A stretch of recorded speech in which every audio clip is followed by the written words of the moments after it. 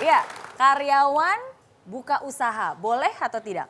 Oke, banyak orang berpikir bahwa kalau nanti saya punya uang, saya baru akan menabung. Kalau saya punya uang, baru saya akan bersedekah. Kalau saya punya uang, saya baru akan membelikan hadiah untuk orang tua. Kenyataannya, informasi itu sangat-sangat salah, mentalitas itu sangat-sangat salah. Karena uang tidak bisa mengubah apa yang sudah ada di dalam diri kita. Misalnya gini, kalau Anda adalah orang yang tadi Mas Ipo katakan Anda adalah orang yang pelit, makin banyak uang, makin pelit. Kalau Anda adalah orang yang sayang anak, makin banyak uang, makin sayang anak. Kalau Anda pada dasarnya orang yang penakut, makin banyak uang, makin banyak security-nya. Jadi mentalitas ini kita harus pelihara dulu. Nah, pertanyaannya adalah, boleh nggak kalau begitu saya mengejar uang saat saya bekerja? Jadi yang Anda kejar adalah uangnya. Kalau mentalitasnya adalah Anda mengejar uang, menurut Anda mana yang akan diprioritaskan oleh Anda? Pekerjaannya atau uangnya? Uangnya. Sementara investasi termahal atau kekayaan termahal yang kita miliki adalah orang percaya Anda. Anda yang jawab sendiri. Kalau Anda punya usaha, mau nggak karyawan Anda mendua? Mau? Nggak mau. Jadi tidak perlu Anda fokus terpecah karena mengejar uang. Karena uang tidak mengubah apa-apa dalam diri Anda. Kalau dipercaya lebih, kemungkinan besar pendapatannya akan. Iya. Jadi jangan mengejar uang tapi mengejar kepercayaan trust itu ya. Nah tapi kalau misalnya banyak orang justru karyawan punya usaha sampingan, apakah itu salah? Ya, jadi kalau kerjanya fokus kan gajinya bagus. Ya. Karena kalau sudah gajinya bagus bisa nanti kesempatan untuk investasi. Kita sekarang kerja sambil usaha. Kalau ditanya pengen nggak karyawan kita kayak gitu, kita nggak mau. Ada yang bilang, oh saya akan fokus Mas Ipo. Oke, ya. Fokus ketika keadaan sedang aman-aman saja. Begitu usaha lagi perlu perhatian, ada hutang, ada masalah, pasti pikiran ke sana. Ya, jadi ketika jam kerja, pikiran Anda tersita. Jangan salah, kalau kita seorang profesional, karyawan ya, kerja di sebuah perusahaan, kita tuh yang dibayar adalah otaknya. Beda dengan kuli, mohon maaf. Kalau kuli dibayar tenaganya. Jadi itu namanya istilahnya saya adalah cacat integritas.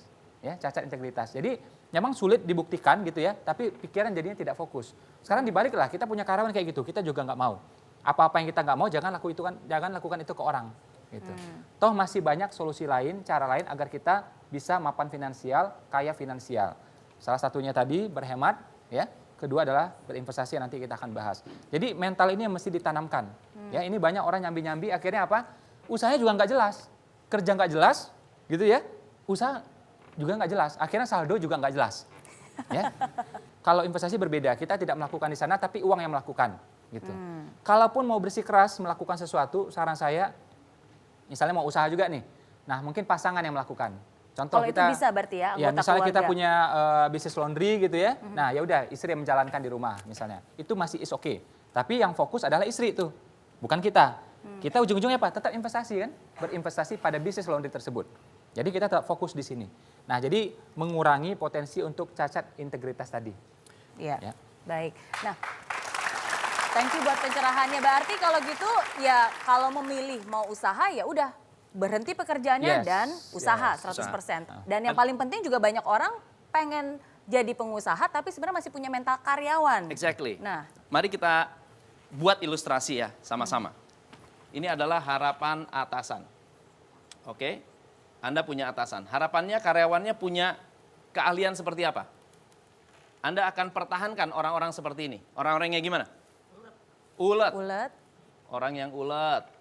Ulet. Jujur. Jujur. Apalagi? Rajin. Integritas. Apalagi? Bisa cari customer. Oke, apa kreatif? Kreatif. Kreatif. Apalagi? On time. Lalu kemudian Anda punya cita-cita. Saya pengen jadi pengusaha. Saat Anda menjadi pengusaha, sikap dan perilaku apa yang harus Anda miliki? Ini semua. Jadi saat Anda jadi pengusaha, Anda punya usaha sendiri, sifat-sifat ini untuk usaha Anda sendiri. Jadi saat Anda menjadi karyawan, pastikan Anda latihan untuk menjadi pengusaha dengan menempa kualitas perilaku yang baik. Supaya saat Anda keluar, Anda nggak usah tidak perlu bersusah payah lagi untuk melatih disiplin. Tidak perlu bersusah payah lagi untuk jadi orang yang cari customer. Nggak perlu, Anda sudah punya ilmunya saat menjadi karyawan.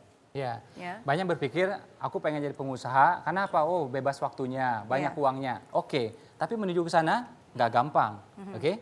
Nah, justru pengusaha tuh harus lebih on time. Ya. Harus lebih sungguh-sungguh, lebih disiplin, lebih semuanya. Kalau seorang karyawan telat paling banter cuma dipotong gajinya, gitu. Ya. Tapi pengusaha telat, ya ini order bisa meleset, produksi bisa meleset gitu ya, dan macam-macam semuanya. Implikasinya jauh lebih besar. Menjadi pengusaha tidak semudah yang dipikirkan orang.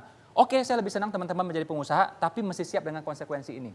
Banyak orang karyawan ya, jadi karyawan memutuskan berhenti jadi karyawan, tidak siap dengan konsekuensi ini. Ini yang keliru. Ya. Nah, kalau memang tidak siap, belum siap dengan konsekuensi seperti itu, apa salahnya kita kembangkan diri seperti tadi? Kita siapkan diri kita, bangun jaringannya. Oke? Nah, sudah siap, mental sudah siap, dari segi finansial juga sudah siap, it's okay. Baru. Kalau mau keluar juga, mau mulai juga, silahkan. Jadi kita sebagai karyawan punya integritas, begitu kita jadi pengusaha juga punya integritas. Dan 100% ya. Oke.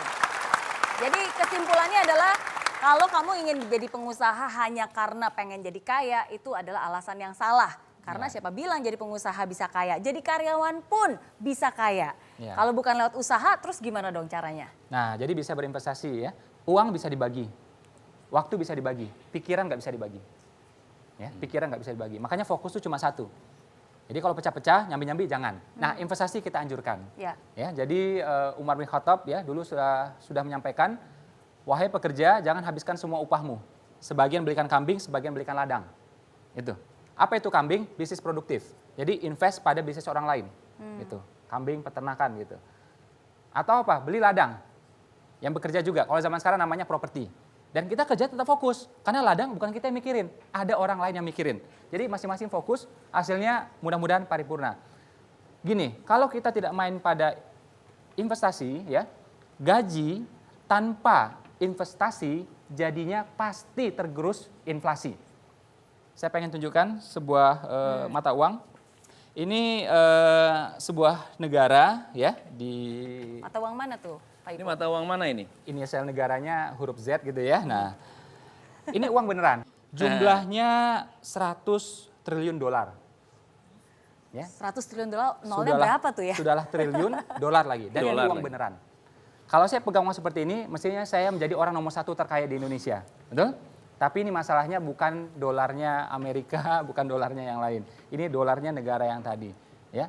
Mereka inflasi besar-besaran, ya, sampai ribuan persen, akhirnya totalnya lebih di atas 1 juta persen. Akhirnya uang sebesar ini hanya bisa untuk sekali makan siang. Ya. Apa pelajarannya buat kita? Pentingnya belajar investasi. Kalau enggak, kita kayak gini nih. Ya. Karena inflasi di Indonesia dan negara lainnya itu selalu terjadi, ya. Jadi kurang lebih sekitar 10% setiap bulannya. Jadi teman-teman kalau punya uang sebulannya katakanlah 2 juta, tahun depan nilainya itu sebenarnya cuma 90%-nya saja, 1,8 saja. Ya. Nah, inilah yang mesti di-backup dengan investasi. Ya, makanya gaji tanpa investasi akan tergerus inflasi. Dan inflasi adalah pencuri yang legal. Anda taruh di brankas pun dia tetap bisa curi. Anda taruh di dompet, tetap dia bisa curi. Dan orang nggak sadar ya? Dan orang Orang tidak sadar. sadar. Betul. Gitu. Ya, makanya kita memang harus disiplin. Kalau nunggu uangnya benar-benar cukup, susah, kelamaan. Makanya habit ini mesti dibentuk walaupun gaji kita mohon maaf masih 2 jutaan. Belum bisa 200 ribu, 50 ribu. Gitu. Iya. Nah, disiplinkan. Paksa bisa terbiasa. Baik. Jadi jangan hanya nyimpen uang saja, tapi buat uang itu bekerja untuk kita, caranya dengan investasi. Nah, sekarang investasi apa nih yang aman dan juga menguntungkan? Nah, salah satunya adalah bisnis. Ya, karena investasi di bisnis, misalnya contohnya Anda punya uang 300 ribu. Satu hari Anda keluarkan uang itu untuk beli tahu, lalu kemudian Anda jual dengan harga yang lebih tinggi, sisa uangnya Rp100.000. Itu sudah investasi. Kalau Anda kerja 20 hari, berarti selama 20 hari Anda akan dapat berapa? 100.000 kali 20. Dapat berapa? 2 juta dari 300.000 yang Anda putar setiap hari. Tapi itu jenis investasi aktif. Oke. Anda harus aktif, terlibat, pikiran, tenaga, energi harus terlibat. Ya, tetapi ada investasi yang sifatnya pasif. Nah, ini mungkin lebih mudah dan bisa dipraktekkan Betul. ya. Tapi jangan dijawab dulu deh Jangan kalau dijawab gitu. dulu. Jangan kemana-mana, karena I'm Possible karyawan juga bisa kaya akan kembali setelah jeda berikut. Dari Impossible jadi I'm Possible. Nah, emas ini paling fleksibel, 50.000 pun bisa. Jadi sekali lagi bukan jumlah uangnya, tapi soal kita konsisten terhadap uangnya. Iya.